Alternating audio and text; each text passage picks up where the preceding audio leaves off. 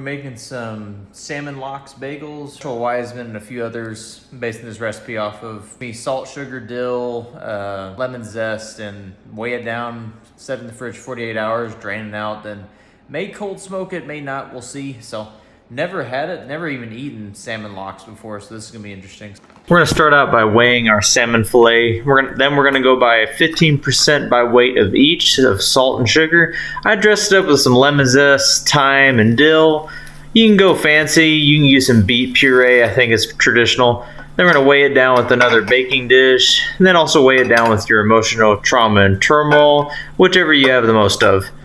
Then we're gonna throw it in the fridge for 48 hours. Save it in the fridge. Starting to get a little bit of liquid release. That won't even be ready for another like 36 hours or so. We're gonna go ahead and get the bagels started.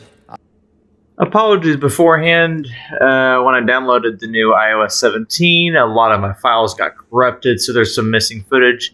So get your warm water and yeast blooming, mix equal parts water and flour to make your poolish. Let it rise, throw it in the fridge for extra fermentation, extra aroma and flavor. Then we're going to mix in the rest of our water in the recipe, stir it up until it's nice and frothy and broken up. Then we're going to mix in our salt and flour components. Bagel dough is very dry in comparison to most doughs. This is a 53% recipe. I've since changed it to 55% just to be a little easier to work with and not so damn dry, but you're just going to mix it together until it's a nice rough dough. I'll sometimes like to auto-lease this, but I decided to just blow through it. So knead pretty hard for 8 to 10 minutes till you get that nice smooth texture and it passes the window-pane test. A poke and a pull test also work as well. I threw it in the fridge overnight. I got tired, went to sleep. So it proofed up a little bit. Nice, gassy, smells really good. We're going to go and separate our dough balls into 125 gram dough balls. Then we're going to do our pre-shapings. Flatten out, knock all the air out. Then you're just going to make a ball.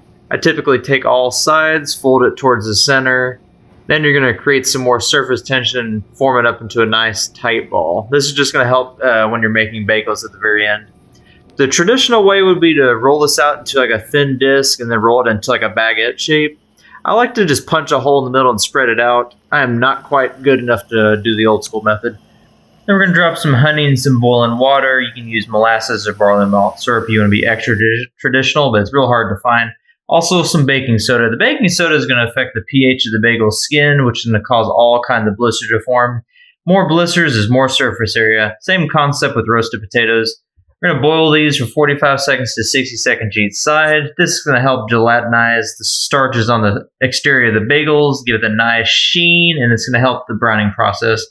This is what sets bagels apart from most hearth breads that are real thick and crusty and crunchy.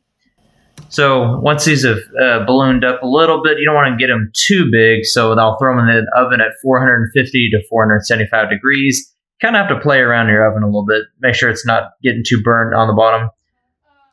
Lost some footage of the salmon, but I washed off all the brine and leftover water that got pulled off of them. I cold smoked for an hour. Luckily in Texas, it dropped down to about 35 degrees during the week.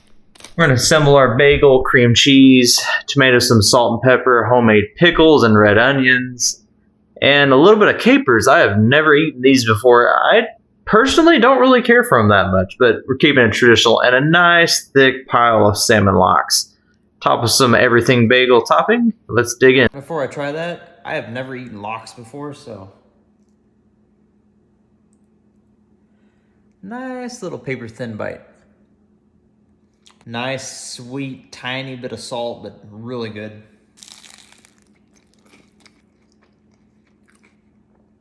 That's really good. All the elements kind of come together really well. All in all, amazing bagel. If you learned a lot during this video like I did, make sure to like, comment, and subscribe. We'll see you next time.